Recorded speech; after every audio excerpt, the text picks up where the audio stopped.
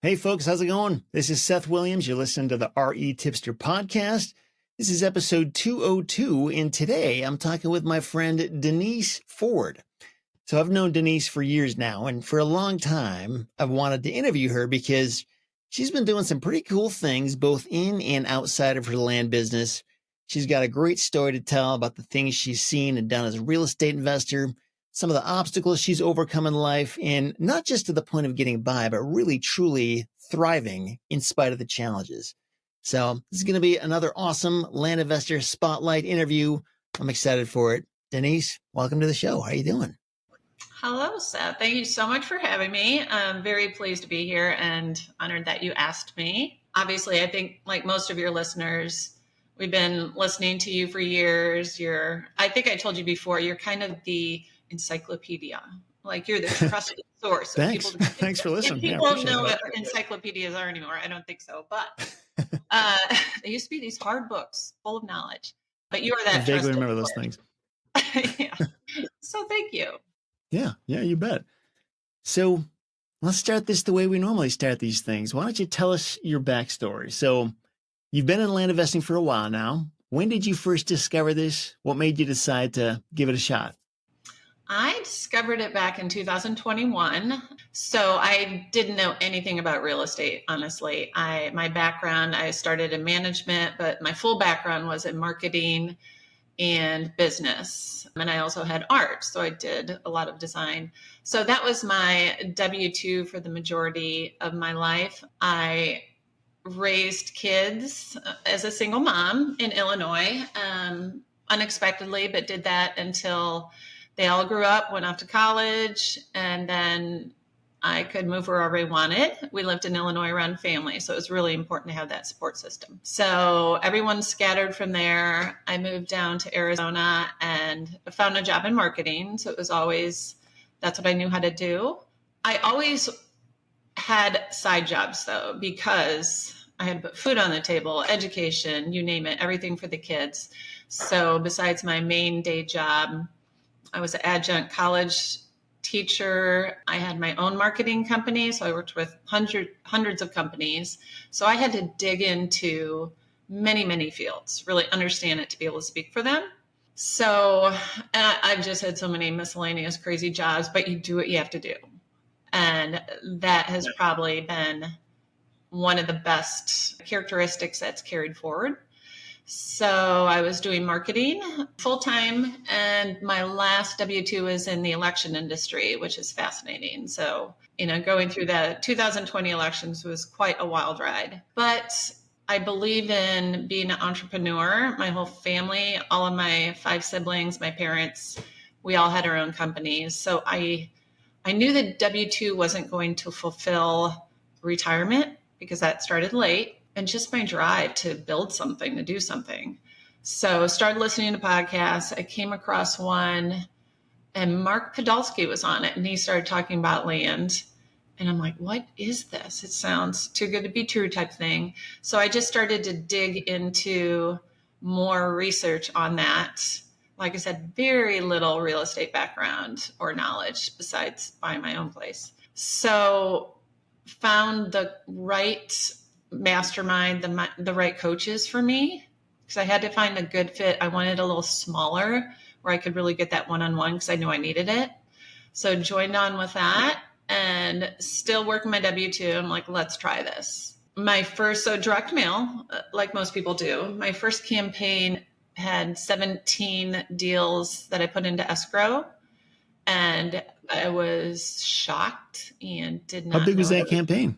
About 2,500 letters. Wow. These like teeny tiny deals, or that sounds like a ton, even for back then. They were a mix because I remember my coach just kind of did a quick once over my mailing list. And they're like, yeah, these are not the normal offers, like a few $1,000s. So it was a total range. It was a total range from small deals to up to 100K purchase price to you name it. So just went with that. I think 15 of them closed because being naive, my goal was to close 100%. I'm like, I'm going to do it. Well, it doesn't always work out like that. So continued with that. got through all of those deals and still sent out mail. So nothing like the 17, maybe half of those on future campaigns. But then in March 2022, I unexpectedly lost my W-2, and they let go of the marketing department, and I had an hour and a half notice, and it was like, all righty, here we go. It wasn't, okay, what do I do now? It's like, thank goodness I already have this thing that I see incredible potential with. So I took about a day to try to process that it was all me now, but I was working over 100 hours on my W-2, just killing myself, right? It's the back end sales. Marketing is back end for sales. And you're seeing the sales people reap the rewards, and you get a little pat on the back, which is great, teamwork. But the realization of, okay, now this is 100% you are working for you and team members that you bring on. Let's go for this. And that was the day that we kicked it into full force. Yeah. Wow. There's a lot to dig into there. So tell me about this transition from the W-2 to your land business. Was your land business like fully self-sustaining enough for you to live off of at that moment? Or was it like several months of like, oh no, what are we going to do? Is this going to work or not? Like, was it a big dramatic thing, or what was that like? Was it self-sustaining? No, because at the time I was doing all cash deals. I didn't have any notes, everything. That's just what people wanted. So it was around the time when things also started to slow down. You know, there's a period where you could sell anything pretty darn quickly. And so I started to see the hills and valleys, and it wasn't ever a question of, oh no, is this what I'm going to do? It wasn't an if, it was a how. How am I going to make this happen? How do I need to shift? So I just step back and go, first of all, you need some notes. You need some passive income coming in. So I would try to target areas that maybe I wouldn't have that are a little more typical for notes. And also when I started the company, I was not coming in with the big pockets. So I would say even today, maybe my business personally funds about a third, and then I have investors for the rest. So the good news is, if I wanted to keep on getting more deals, even if I had inventory, I had resources to make that happen. Like, don't pull back on everything if things are tough, right? So when you were talking about that first campaign you did where the offer amounts range from a few thousand to 100,000. So like, how were you doing that $100,000 deal? Did you have a funder or something back then? Or did you somehow have the cash to take that down yourself in the beginning? I had a mix. So I did use land funders for some of my deals at the beginning. Eventually, I do not use those anymore because I have lost land. I didn't read contracts, full accountability on my own error, right? So I phased that out, but I had people coming to me wanting to see my numbers saying, hey, what do you have going on here? This is better than what I can get elsewhere. So because I had lost deals to land funders, it really changed how I talk to people. I am 100% transparent. I want them to fully read every single inch of it. All of my documents are through attorneys. I want to make sure everything's crystal clear. So how did I get those? That's a good question. You just did it. I reached out to colleagues or friends who I knew. They're like, we want to invest our money somewhere. It's uncomfortable to reach out to these people and see if they want to partner, but what's the worst that can happen? They say no. So you put together your own funding agreement that's, I guess, structured more in your favor as the operator? What are the typical terms of this look like? Like, what do you have to promise these people and what do they expect from you? Yeah, absolutely. Like I said, I set up every single document through attorney to make sure they're really, really strong. And side note, even my seller financing docs, I rarely use the title company's docs because there's missing pieces. They're old. So please double check all of your docs to make sure they protect you and everyone involved. The JV, and they're almost all set up as JVs and promissory notes. It depends on the splits. I mean, it can generally 60-40 towards me. Sometimes they're 70-30, sometimes 50-50. It depends on how quickly I think they're going to sell. It depends on that partner. It's really deal specific, and they know there's not a guaranteed time to sell. Some of these Yeah. might hold on after a year. We might be looking at capital gains. Just be as transparent as possible. So that's interesting. These people that you find, so you said you're just going to like past colleagues or just people that have money they want to invest. And are these the kind of people that want a lot of oversight? Like they're kind of like checking in with you every other day to see what's going on? Or is like, no, we're not going to work with them. Like we want people who are willing to just trust Denise and let her do her thing and not be a huge hassle. Yeah, they want to check in. And I did reach out to a few colleagues, but in general, people came to me just because they saw I was doing something a little different and the returns were good. But I'm also vetting them. I'm not going to let anybody who has, they have to be very secure financially. And just like myself when I invest, right? We have to be willing to risk everything we're investing. That's the bottom line. Doesn't matter what market you're in. Interesting. So like what criteria would you use to say, no, I'm not going to take your money? Like, is there a certain test they have to go through, or what needs to be true for you to be comfortable investing their money? For the majority of the people that I use, I know them well enough. I know their financial status. I know they are good to go. A lot of them, some are retired, right? And they're just like, we have this money sitting here and we want to use it. Actually, one of my biggest partners, I didn't know him at all. I think we met at RubCon one of the first times, right? The very first RubCon. And I was a sponsor there. So someone reached out to me because he saw my name as a sponsor. And he's like, hey, I want to invest with you. And I didn't return his phone call. I'm like, what? I don't even know you, right? It seemed a little odd, but he pursued it further. And then because he was somebody I didn't know, he shared all of his other investments. So this was just one piece. He has a W-2. He does flips. He does multifamily. So this was just adding another piece to his portfolio. And I do so many deals with him.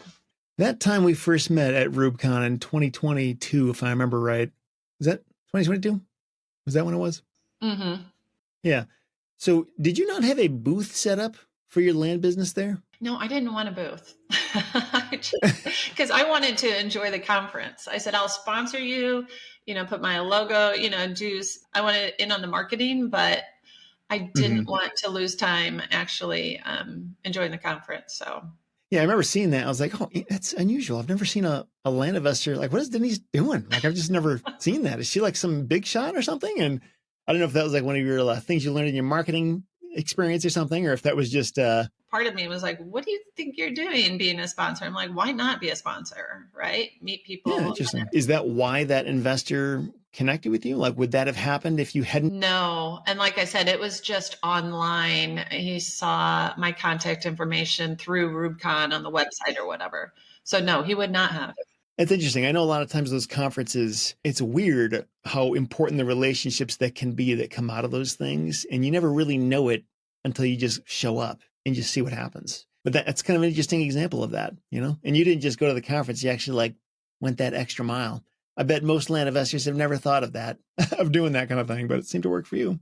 I am a big believer in conferences and relationship. I think when people talk about their tools that are successful in their business, boy, it has been the people and the relationships, and not just with land. I like to go to conferences for all real estate. I like to get that bigger picture. And my close people and my trusted people have been through all different kind of real estate conferences. Do I repeat and go to them all the time? No, I don't. You learn the value of them if you want to go back. But by nature, I'm very, very shy. So going to a conference by myself is petrifying. And then I just tell myself, this is why you're here. Go out there, introduce yourself to people you don't know, and see where it takes you. Yeah. Do you find it's easier to get over that shyness the more of those conferences you go to? Yeah, that fear always comes back, but it's okay because I see the gains. Hopefully I'm returning some value to those friendships, but it's been a wonderful wild ride from meeting people. I know I can't remember which one it was, but one of my goals was to hike Kilimanjaro. So I went to, I think it was an investor conference, met Sarah Weaver, and she does midterm rentals. Within 2 weeks, I'm signed up to go to Kilimanjaro, and it's with a real estate group of people. So you can write it off on taxes. You're talking about it the whole time. But my point is, if I wouldn't have gone to that, the people that I hiked with are some of my best friends now. They do assisted living. They do all different industries, and you'll find your people out there. And it's so important. It's been a lifesaver for me. I bet that would almost like compound the networking effect, just because like you're not just like shaking hands at some like banquet table or something. It's like you're actually like suffering alongside them. Like it's something nobody's ever going to forget. Like that would really solidify a relationship, I would think. Yeah, it could go either way, right? You could love him or hate him. Yeah, that's true. Yeah, you are snuggled in a tent at 19,000 feet with somebody you just met. So, are there any people you hate as a result of that? No. Probably don't want to drop any names, but maybe not regular, weekly calls or anything. Yeah. Yeah. Well, it's interesting because I have the same shyness thing I have to overcome as well at these conferences. And it's kind of weird. This past year, I did so many of them, like an unusually high number of them, that like by the end there, like I was kind of like getting into a groove. Like it wasn't hardly at all anymore. Like I was just so in the mode of exercising that networking muscle that I didn't really feel nervousness or apprehensiveness. It was just, let's do it. So it's probably similar like with public speakers, how the more they do it, like they don't really get nervous anymore because it's just part of what they do. But yeah, I don't think anybody would guess that for you. They would assume that it's easy as pie every time. Oh, thanks. I appreciate that. So I am curious, with your marketing background, sounds like you worked as like with a marketing job, but then you also had your own marketing agency, if I heard you right. Mm-hmm. So like, how important has that been in your land business? Like, do you think that's part of why your first campaign did so well? Or is that like an unfair advantage you have? Do you know something that most people don't know? I wish I knew the success to the first campaign. Maybe it was timing, who knows? So I don't know if I can attribute the marketing to that. I do the letters. Is it something about the letter? I don't know. I don't have the answer for that. But what I can say is, with working with so many different clients, small to anything, the guy next door, his restaurant, to Amazon, having to dig in and learning different industries. So I don't have that. Fear has helped a lot. I'm very big into conquering fears and figuring out how to solve problems. I will say, with my last job in elections, we're working with counties all the time, right? And secretaries of state. And so in the land industry, having to pick up the phone, call the counties and really talk to them, I think my biggest lesson was they're just people on the other side. Yeah, it's scary to call and ask questions to government offices, but they're just anybody on the other line, and just talk to them and as approachable as possible. And, you get more bees with honey. So try to find those commonalities when you're talking. Yeah, totally. In your marketing career, in your agency, so what kind of marketing was this? Is this like online ads or something, or direct mail, or something totally different, or all across the board? It was across the board. Oh my goodness. I think I have done, and a lot of times it was design involved because I went to business school and then I went to art school. So I could be designing 100-foot billboards to making videos to all like Amazon. Actually, that was a really good project because the little guides you get with your speaker, tells you how to put it together, how to use it. I wrote those. Mm-hmm. And it's like the geekiest job ever, but it's a SOP process, right? You have to think through every single step, and then you have to work with the illustrator, and you have to work with the manufacturer in China and put all the pieces together. So it's all about coordinating things. And so I've done probably every kind of marketing. The downside is I am so bad at doing it for myself now, right? It's good to do it for everybody else, but don't look for me on social media because I am not out there. So I need to practice what I do. Why do you think it's harder to do for yourself? Because I need to allot more time to that. And I don't know if I'll see the return. Like if I have X number of hours and people and resources, what do I know is going to make me money? So it might not be that social. Can it do it for people? Absolutely. But I don't know if that's going to be for me. So I need to spend my time smarter where I know it's going to, the ROI, I'm going to see it. Yeah. You probably heard that saying. I don't know who said it, but like half of my marketing dollars are wasted. I just don't know which half. Would you agree with that? Or is it like, have you gotten it to like 60-40 or 70-30? Or is there any way to triangulate like, no, this is working. Do this more versus like, I don't know. It's just a shotgun. We'll see what happens. Well, I've changed my approach over time. So instead of just sending direct mail, my deals are not just from there. I get them from the MLS. I get them from wholesalers. I get them from colleagues just partnering together. So I'm putting less dollars out to the direct mail. I think what I found, there's so many people in the land industry, they've built these amazing, huge business machines, right? They're sending out a ton of mail, they're getting a ton of deals. That's probably not where I'm going to go. I'm finding deals in more unique ways, and maybe I'm not having to put out as much money for those, but maybe I have to pay closer to market price. That's part of adjusting to the market as well, the ebbs and flows, trying to figure out how I make changes. Yeah, that's pretty interesting. So what does your average deal look like? Like, where are you typically finding it? How much are you paying? Like, tell me those details.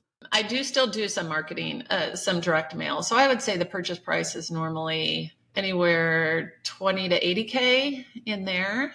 And ideally at least double, but at the 80K, maybe it won't be, but maybe that's what I'm going to split. And then it will far exceed that, right? So definitely looking for more subdivides, adding utilities, adding manufactured homes. That's relatively new in the last year, which I really like. So is it looking for land that maybe has utilities and I can also subdivide that? And can I put for manufactured on it? Or not too long ago, there was one on the MLS that I knew exactly where this beautiful site, and it would be great split, but manufactureds weren't right, and it would have been home sites, home builds. Mm-hmm. And we put it into escrow. I don't know very little about building a home from ground up. So what do? You dig into education. And I knew enough from other projects to talk the talk a little bit, but then I went down, set appointments, met with the home builders, toured their homes, asked questions, talked about potential JVs, not being scared about it. So different types of deals. So it sounds like, would you say more often than not, your deals are not just straight flips? You're actually doing something to the property, whether it's subdividing it or getting manufactured homes on it? Or how often is it just like, nope, we're just buying, doing nothing and selling versus, no, we're paying, a higher price because we're going to do all this stuff to it and then resell it? I would say about 60% right now is still flips because it's also figuring out where the income stream is. My goal is to still get more passive income. So I'm getting more notes, right? So that's what those flips are good for. My creative side wants to do something to them, bring value. Affordable homes, those are needed. So how can I actually help people? I mean, they're pretty nice. There's quite a range of manufactured homes there. Some of them are kind of high price, but I love the projects and working with team members on that. And how does that work? So you're buying a property, you're subdividing it. Are you partnering with a manufactured home company or something? Or are you buying these homes and putting them on there and then you're selling them? Or who else is involved with this? Like where does your work stop and where does somebody else come in and do some of this before it gets sold? Right. And that may change in the future, but right now for the current ones that I have going, and I consider my real estate agent, I probably sell 95 of my properties through her. She is a trusted person. She is a teammate. Connected me with a dealer, manufactured dealer. So they are allowed to buy directly from the wholesalers. And in theory, they GC the whole project. I'm in charge of utilities. So those are in my name. Like I've had to put septic on them. So I coordinate that. I'm paying for that. And then he's just telling me, he's like, hey, we need the water in, we need the water set up, so he's the coordinator on that. So right now that's how those are going. So you said this dealer, when he buys from wholesalers, when you say wholesaler, you mean manufactured home wholesaler? Yeah. Okay. So you basically get the property, you subdivide it if it needs to be, you get the utilities on there on each parcel if they're not already there. And then he's the guy who will get the home from the wholesaler and then get it on there. But you're still the title owner of the land, right? So like, how do you guys share in the spoils of each one of these deals that when it sells? Like, do you have to like pay him a fee for his work and then you take the money, or how does that work? Well, what we do for these, and I'm thinking of two in particular, like I said, there's different options you could do. So I could potentially buy the unit myself. For these two dealers, I brought the land, I bring the utilities. He is bringing the manufactured unit, meaning he's paying for it. And yeah, then his crews are doing the ground set, they're doing the trenching, we're coordinating all that. We list it on the market. So our particular JV is we're doing a capital profit split according to our proportion of capital put in. And you learn a lot of lessons along the way. Like I've had to build in some timelines and hey, if this is going either one of our responsibilities, if I'm dragging this out further than it should be, my split's going to go down. If his job isn't done when it should be, consideration, things do change. But if it goes way over timeline, then his proportion's going to change. So we try to make it fair. Yeah. So I have heard, and I know very little about this, only what I hear, but I've heard that it's hard to create new manufactured home neighborhoods, or maybe I'm thinking mobile home neighborhoods, but are there challenges to getting the townships or the cities to accept these things when you try to establish them? Or are people that know, like, no, take it. We want it. We need the affordable housing. It all depends. The ones that I have bought are already pre-zoned for manufactured. So if that can be done, awesome. And then it's really per county. I have some more that I'm looking at in particular, and I want to make those connections in that county. I want to talk to the planning and zoning, and I want to find out for this land, is it best for manufactured, or is it best, can I get under contract and rezone it for commercial, or, what are the needs of the community? Because I love the rezoning play as well. So, yeah. So like this manufactured home dealer, like what's keeping you from being the dealer? Why couldn't you do that? Is it like really hard to do that kind of thing? Or? It's definitely in the forefront. And I've done road trips to go meet with the manufacturer. You tour the facilities, you make those connections. You need to get a license, and that's done through the counties. So it's not overly complicated. You have to do a test, not as extensive like real estate agent license or something. You have to get bonded. So I think that it's like a 25 or 50K bond you have in yourself. So you have to pay that. So fees and licensing. And then, like I said, build the relationships and then get the boots on the ground, like getting your trusted team. So I don't want to be the GC on the ground every time, but I definitely will for the first ones. You have to know ground up what's happening. Well, I'm curious, like, is it a lot more profitable to stay involved with the process up through the point of getting this manufactured home on there and then selling it? Or would it be easier to just, no, I'm just going to sell the land to you, manufactured home person, and then you deal with it? Like, it sounds like it's the ends justify the means, right? Like it's worth the hassle to do that? Yeah, if I'm going to sell everything in the end, then again, you could do a manufactured home and lease the land. That's really good. But that's a whole... You ever do that where you lease land out? Not yet, but I have some I'm holding, and I'm trying to figure out what to do with it. And that's definitely, I have a lot of land that I hope to get into escrow in the next month for that exact play, because it's all about your goals. What are your goals? Where am I lacking? More passive income. Have to look at my long-term play. So at the end of the year, just stepping back and going, okay, what do my goals look like? Where do I need to go still? And hopefully everybody does that, does goal setting and has accountability partners. Very, very important as well. Yeah. How many of those do you have? Accountability partners? I have several. So I joined Better Life Tribe, which is Brandon Turner's new mastermind. I joined that when it started, and then they divide you down into smaller pods.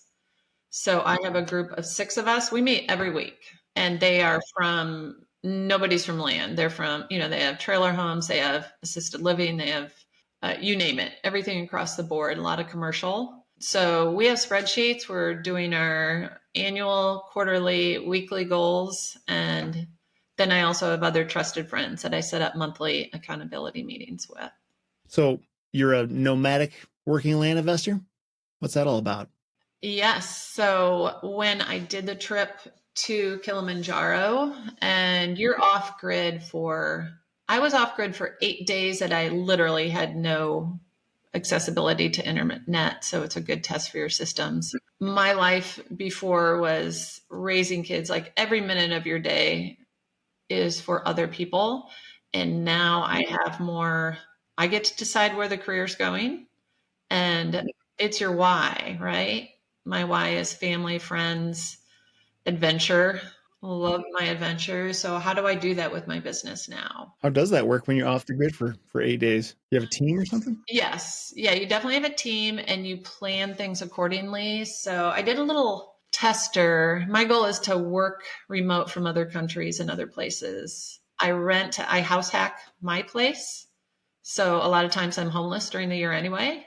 So if I can go to Guatemala and work for a month and I'm living below that number, then I'm living for free essentially. But I can go climb a volcano or, do other amazing things and meet people. So that's my why now. And it's very workable, but business is all about the numbers. It's about relationships, but if the numbers aren't working, then those are vacations, and this has to be a lifestyle where the numbers is working.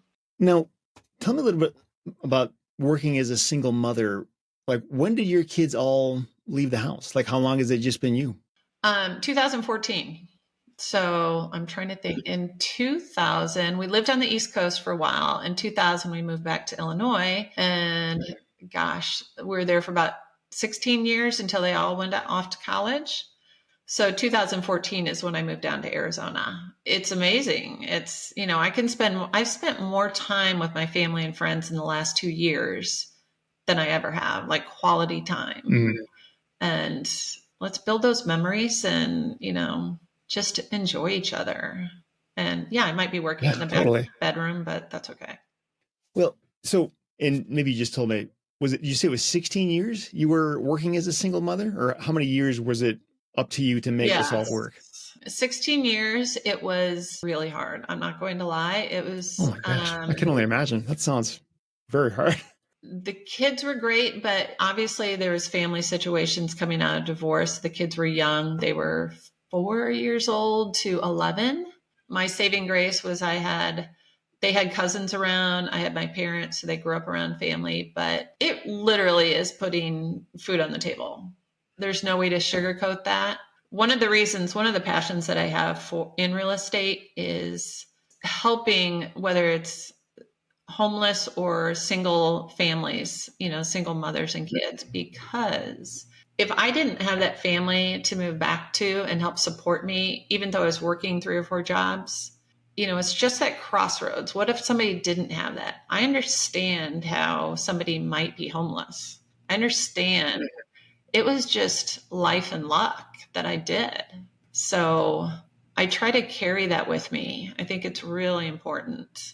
That's intense. Were you working your W-2 marketing job this entire time, or did you have different careers during that 16-year spread of time? Yeah, when I moved back, because I had switched schools, I had about 5 years, but I didn't have my official degree yet. So my parents had a restaurant, which my sister and brother-in-law bought. So they're like, hey, you can manage it in the day. So I could bring the kids to school in the morning, manage it in the day. I usually had 20-minute gap before they come home. I go out for a run. That was just my little me time. And then you're taking the kids' activities until 10 at night. And then I did other jobs and went back to school. So it was nonstop, but it was worth every minute of it. The kids learned something from that too. They know the work ethic. Did you ever have times when you didn't think you were going to make it? Like you thought you were going to die or something? I mean, if I think about what it's like to be in that position, I mean, I don't know what else you can do other than just doing the best you can. But I've observed people in similar situations where it's I just don't know how they're making it day to day. It's just overwhelming to think about it. And I'm not the person living it, So, I mean, did you ever have moments like that? Or where do you find the power to survive in those circumstances? Yeah, I don't think I ever thought I was going to die, but maybe I wanted to crawl under the covers for a couple of days, which doesn't happen either. Yeah. Because I wanted to be that role model for the kids.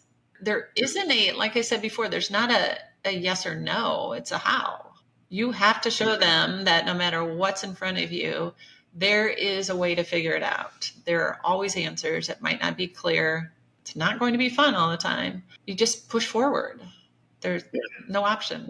Yeah, I remember. So my experience is absolutely nothing like yours. I don't mean to compare myself to you, but I remember when I was shortly after I graduated college, it was a terrible job market. I could not find like the best job I could find. It was not a good job. It was just not a good situation. And like, I didn't know about land. I didn't know when I was going to get out of it or how. I just felt very stuck. And mind you, I was married, no kids. So again, not even a comparison to what you were going through, but I think in a way it was kind of helpful for me to experience that hopeless feeling because it gives me a little bit more sympathy and a little more, I guess, emotional intelligence when I see somebody who is like stuck or struggling. I mean, one thing is to say, well, you just got to work harder, like just pull yourself out of it. But it's like some people literally can't, like they are stuck. They don't know about the land business or whatever this, great thing is that they're working on. Like they're just trying to survive day to day. And it was helpful for me to experience that firsthand because I can see people who are struggling and not judge them, not like think they're not working hard enough. Just feel like I feel for you, like how can I help? Like let me know what I can do to ease the suffering. And I don't think everybody gets that. I think some people are. I don't know if they're born into privilege or maybe they kind of got lucky. Like they certainly worked hard, but like things kind of went in their favor too. And I don't know. I don't ever want to be, blissfully ignorant of that. No, I think that's really good. We all have those moments. So I think that's really special that, first of all, that you recognized it, right? That not everybody does. Maybe they're just like, oh, remember, they kind of growl about it, but that's keeping that compassion for people inside of you. And I think one of the other ways that really helped me going through that is now that it's just me, I'm like, oh, I'm good. That fear factor of what if you don't have food on the table or whatever, that's gone. It's totally doable. So you definitely get tougher. So yeah, we need to keep some compassion, even though it is business and numbers. There's real people on the other side of the phone, right? Yeah, for sure. I'm trying to think, is there anything like, we've already kind of covered some ways that your business is unique, just speaking specifically about the land business. Does anything else come to mind? Like anything you're doing different that you don't hear other land investors doing? Or maybe you have some kind of like unfair advantage or some unique edge that not everybody knows about? Anything come to mind? I think because I went to a couple land conferences this summer, which I don't always do, but it was really special to just be able to I know what you're talking about. But I approach my land business by taking a broader approach and learning other real estate industries. I don't see a lot of people doing that. I started in the bigger pockets and I got into a multifamily course that was so important. And then a self-storage mastermind and learning about the midterm rental. Does it mean I'm going to go into those? No, but there's so many different variables involved in analyzing properties, but also it's how you're approaching that. You can apply that to land. I think I go against the grain a little bit where a lot of land investors say, find the thing you're good at and do it, only do that. I don't completely agree with that because I think there's more risk involved. I want to spread out that risk a little bit more. So if land is going up and down, you know what? I'm going to get a self-storage with more passive income. I'm going to rent my place out. I'm going to just keep the proportion smart and workable. So yeah, I don't think as many people do that, but it works for me. Sure. Yeah. Really, when you were talking about working off the grid, or I guess traveling off the grid when you're gone for 8 days, we kind of touched on like you've got this team and you've got some automations and that kind of thing. What does that look like? Like who is on your team and what are they doing? And do you have software that's working, around the clock when you're sleeping? Or let's hear about that. Yeah. My team is relatively small. A lot of like the answering services and that type of thing. I don't consider those teams necessarily, but they're taking those intake calls. I have pretty basic, I've revised my CRM. I use Zoho, which is basically like a smaller sales force, but it could be across the board. So I like it. I have 3 part-time people and I pull them in. Like one's really good at email, one's good at Zoho, one's good at, whatever their skill sets are. And then separate contractors, like my developer, talk to him all the time. And so it's not huge. I'm my only W-2 employee. One other thing I do want to add that I don't think people talk a lot about is not only having your attorneys, but tax strategists and setting up your company. So maybe people are getting into it new. If they think this is really how they're going to go, then look at setting up S Corp. There are huge tax advantages to that. And so it's been an adjustment. I have to pay myself a W-2. So there are smart ways to set up your business. So that's been a really big thing for me in the last year. Yeah. This tax strategist, are they the reason why you set up an S Corp? And like, how did you find this tax person? Like if I wanted to go find one right now, because I hear about this a lot. People frequently complain about their accountants or people that don't really understand the best ways to get them the best deals and all this stuff on taxes. So how did you find that person and put that all together? I heard that more from other real estate friends who are not in land. First of all, they're talking about your tax strategy and your accountants, 2 separate people a lot of the time. I'm actually switching. So I found my original through a conference and I was oversold a little bit. However, we did integrate that S Corp. We did do a few of the plays on that.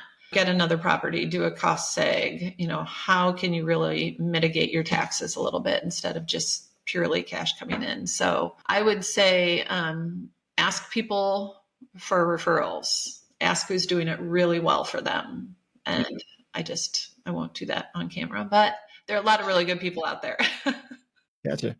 Yeah, that's interesting how your tax strategist and your accountant aren't necessarily the same person. For me, they are the same person. I don't know if that's normal or not, or maybe I'm being dumb. Maybe I need to find a different tax strategist, but my accountant always finds good stuff for me every year. I feel like I kind of got lucky. I do pay him a lot of money, but yeah, I think that's one of my biggest write-offs is actually to bookkeeping and my accountants. So when you look back at your years in the land business, what do you think has been the hardest part of this business for you? Like, have you ever had moments where like you didn't think you were going to make it? Or like, has there ever been a time where when you were tempted to quit, or has it never been that way? Has it always just been great? It hasn't always been great, but it has never been, do I go back to a W-2? Like that puts a knot in my stomach. Being able to ride the waves, figuring out how to mitigate the risk and really look for the long-term play. You have to be able to shift. You have to be able to look at things, see what's working and shift. And if you can do that, you're going to be fine. That's surprisingly difficult for a lot of people, myself included. Like it's when you figure out something that just works and then you're told it doesn't work anymore or it doesn't work as well. Like changing gears is very difficult, especially when you have to like try something for the first time and there's a 50-50 chance it's not going to work. And you know that going into it. I don't know. It's hard to go out on a limb knowing there's a fair chance it's going to fail, but you still have to try. Like you can't just keep doing what you've always been doing. So I totally hear you on that. Good for you for doing it. We all have to get out of those comfort zones. Yeah, definitely. Are there any examples of like when you've had to shift when it wasn't comfortable? I definitely had to shift when the land sales were going down. I knew I needed to get some notes. There was a little bit of a panic going, okay, this is not working anymore. What do I need to do? So like I mentioned, I did shift markets. I'm like, it seems to be working up here for notes a little bit more, but that's also when I shifted to different real estate industries as well. It's like, how else can you make this work? Even when I started to look at multifamily, petrified. I knew nothing about it. And going to talk to the commercial brokers, going to visit those, did I end up getting it? Not yet. Am I open to it? Potentially, but you also have to weigh the risk there. I mean, that is just such a different ball game with, your toilets and your tenants and, all the typical things there. So where do you want to spend your time? That was a question for me. So dividing up what your land channel looks like, what proportion is cash, what's seller financing, what's long-term leasing for commercial, just be really smart. And that's where my biggest shift has come, I think. How many properties do you sell with seller financing these days? Is that a big part of your business or just kind of here and there? I would say, boy, it's really increased over the last year. We get so many inquiries on seller financing, and I'm totally fine with that. Having to deal with my first defaults, which again, I'm like, I'm never going to have a default, right? We always want to have 100%. That's not how it works. So dealing with that, and also being willing for the people who are struggling to restructure that loan. I've done that a couple times. What they don't want to pay X number into their land and then walk away from it. So how do we make it work? Maybe you have a year left. Let's spread that out to 3 or 4 years instead and lower that payment. I am going through my first legal case where we literally had to take the land away. It was a very crazy, complicated story, but strap up your boots because you don't know what's coming. When you're selling properties with owner financing, like what are the sale prices of these things? Like what kind of value range are we talking about? Interesting enough, it has been from as low as I think $8,000 to $300,000. I like the $300,000 one. Yeah, no kidding. So, Well, and on that whole thing, so I know, one of the drawbacks of seller financing is that you got to wait to get your profit, like 3 or 5 or however many years you set the thing up for. So do you manage this by collecting just a huge down payment from these things? Or is that a struggle at all? Or if so, like, how do you manage that? well, first of all, I do all of my management through title company. So I don't work with any kind of note companies, which is nice. So they're literally managing it. So the title company that closes the deal is also collecting all the payments for you? Yep. So those companies are the ones that I had my own documents prepared, the promissory note, the lender and structure, all that. So they have our documents that they're going to include. I don't do a huge down payment. I know a lot of people want to cover their initial payment purchase price. I don't. It's usually 20%. And then I work with them for something different though that I don't know if other people do. So if I JV on one of those, I set it up usually where my JV partner gets the balance of what the buyers paid, and then they will get paid out for like the first 3 years until they regain their capital and their profit. And then I don't jump in until the very end. So I have to be patient, but I call that my retirement fund. I'll get that many years if I remember about them. Interesting. Is there a reason you set it up that way instead of like, nope, we're all going to get paid off at the same rate? I like to get my investors their money first. And most of the time they want to reinvest it anyway, again. Do you do any kind of like underwriting for those people, like to make sure that they're a good borrower, or you just what kind of stuff do you do? It's pretty light. First of all, a lot of that is through my agent. She's having those hard conversations and she's getting a feel for it. Sometimes we'll pull credit scores. We don't do full on underwriting. So I would say, credit scores and trying to get their work background and some basics. But sometimes life happens. Like one of the most recent one, it's divorce, it's loss of job. There's nothing you can do about that. So that's interesting. So your agent handles those conversations, and I'm sure there's some value in that, even if it's not like a full blown what a bank would do, just putting up some hoops they have to jump through to get some information instead of just blindly giving it to whoever. But given that you have an agent involved and you got to pay them their 6 or 10% commission or whatever it is, do you pay them that out of the 20% down payment that you get? I make sure the agent gets paid and then closing costs are covered. And then there's always some kind of balance that goes towards either myself or the investor. And I will throw out there that one of the podcasts I was just listening to of yours, and you were going through all the items like the personal guarantee, you kind of went through a checklist. I hadn't thought about those in a while. I'm like, oh, those are really good. And we just had a deal come up where they want to buy our land on seller financing and they're going to build a house on it. The bank does not want us as a second lien holder. So they only want themselves on it. So they're trying to figure out how to still buy the land. And so we came back with the personal guarantee between my agent bringing it up and just listening to your podcast. So thank you for that. What? So you don't have any kind of lien or collateral position on the property itself. It's just the personal guarantee on that person. It's not in writing yet, but yes, the bank would take the land and we would have a personal guarantee on some other proven piece of collateral that has at least that value. Yeah, that's where seller financing really, it actually starts to get fun when you realize how many different things you can play with. Like it's not at all a static thing. It's not a cookie cutter thing. I mean, banks might look at it that way, but like Hmm. when you're the lender and you can dictate whatever you want based on what they're willing to accept, like there's tons of ways to skin a cat. It's So pretty fun. I enjoy it. that is cool. Is that personal guarantee like secured by anything, or is it just kind of like a whatever? We'll just come after you if you don't pay us. No, we'll That secure kind it of with thing. something. We want something in writing showing value of, whether it's, I don't know, it's kind of a pricey piece of land. So whether it's a couple cars or another house or hopefully not their mother or anybody that they really value. But yeah, we want to see the value in writing. If anyone wants to hear what Denise is talking about, it's a podcast episode I did called The Seller's Advantage. I'll put a link to it in the show notes. Show notes are at retipster.com/202 if you want to check that out. So what's your long-term plan? Like, where do you want this business to go? Like in 5 or 10 or however many years from now, like, is there some like end goal where you want to phase out of the land business, or will land always be a part of what you're doing? What are your thoughts on that? I think it'll definitely, I love it. It's fun. I would call land fun, right? Because there's so many different options to build things. Definitely long term. I do want to get into the leasing. I do want to get into more commercial. So yeah, I want to continue this on. Hey, if any of my kids ever want to jump on and learn it as well, that's wonderful. But if it could become legacy. But yeah, long term for sure. And let's build out those notes, and maybe I won't have to work quite as much someday, but and I could do it from other parts of the world. Yeah. Do you think you would get bored if you like didn't have to work anymore?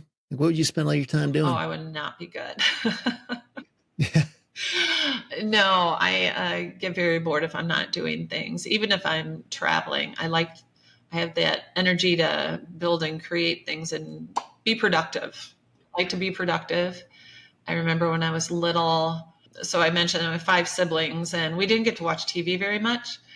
So my mom would put construction paper and stuff, and we're like, Mom, we're bored. And she's like, do something constructive and literally go make something. So I think that's where that seed was. But Yeah. it's too enjoyable meeting people and collaborating and making valuable friendships and partnerships. Yeah. I think about that sometimes. Like what is my end goal? Like, is it really to not work someday? Because that sounds kind of miserable. What would I do? Like, just some pointless hobby? I don't know. Like, I kind of have that same thing where it's like, even if it's not making money, like I want to feel like I've produced something, like I've somehow created something that's making the world better or something. But yeah, I don't get. I kind of feel bad for people who don't want to work anymore, because that tells me that they don't like what they're doing, which is like a horrible existence, That is true. So you have to promise that you will continue to do the Storyland. And I know you didn't ask for this, but I'm plugging this. So I will share that. Part of my traveling was visiting families. So I picked up my 2 grandkids for a week, flew with them. So I picked them in Fayetteville, 3-hour ride to the Charlotte airport. 15 minutes in, my granddaughter's bored. When are we going to get there? So turned on Seth's Storyland. It saved me. I tell you what, even if we went to the grocery store for 5 minutes, we had to listen to Storyland. So if any of you have little ones, it is, they loved it. So keep on doing that. That is awesome. That's amazing. If anybody wants to learn more about that, just go to storyland.press. That's my kid story podcast that I just kind of made up in my very little bit of spare time a few years ago, and it kind of blew up. It's amazing. Thanks for the plug. Appreciate it. So if there's a new investor out there listening in and they want to be where you're at, would you have any words of advice for them? Test the waters. And if you're going to go in, go all in. Like keep your side job. You want to pay your bills. And there's so many younger people in this industry as well. But I think they're a little more fearless too, right? Which is not a bad thing. But if you decide you're going to go full force, then get your secure systems, get your legal documents, get your attorney, your tax people, get a really strong, solid foundation. That would be the best piece of advice. Yeah. Do you think of yourself as fearless, or are you one who like are you like me, where you like overanalyze everything and you think of every possible thing that could go wrong? I don't know, how would you rate yourself?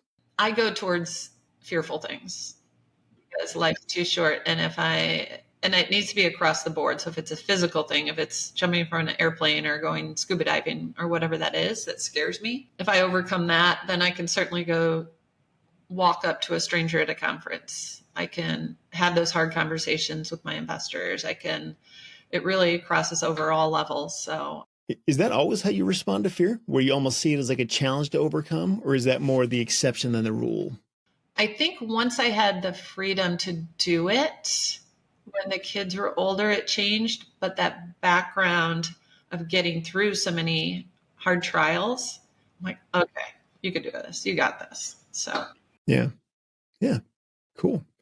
Yeah. That is something that I feel like it's a common thread I see of people who do like astoundingly well in land is, I don't want to say they're fearless, but like they don't have as much fear as I do. Like I feel like they can just kind of pull the trigger without overthinking it, and it might go bad, but it usually doesn't. Usually it's fine if they stick to the fundamentals, and I think that's a big advantage. If anybody out there can either become that way or get the courage to be that way, or if they're just naturally that way, that seems to be a common thing. I guess there's stupid fearlessness too. I mean, it's not always smart, but if you understand the fundamentals and stick to it, seems to work out. yeah, definitely. And think about everything that has failed. That's, oh my gosh, that's your learning right there. That's your education. Yeah. I mean, except for maybe skydiving. We won't talk about that, but anything else, you can learn something from it. Yeah. Yeah, totally. Awesome. Well, Denise, appreciate your time. It was awesome talking to you. If people want to reach out to you and say hi, you don't have to share anything, but if you want to, it's up to you. How would they do that? Absolutely. They can reach me at info@landsandbox.com. And I'll be happy to chat with them, whether it's new people or other people who want to do business or just talk, make a connection. I'd be happy to. Awesome. I know Denise hangs out in our REtipster Facebook group and the REtipster forum. I've seen her in there a number of times over the years. She's an awesome voice in the room. And Denise, thanks again. Appreciate your time, and hopefully we'll talk again at a conference sometime this next year. That sounds great. Thank you so much. And thanks to your listeners as well. It's a great community. You bet. Thanks a lot. Okay.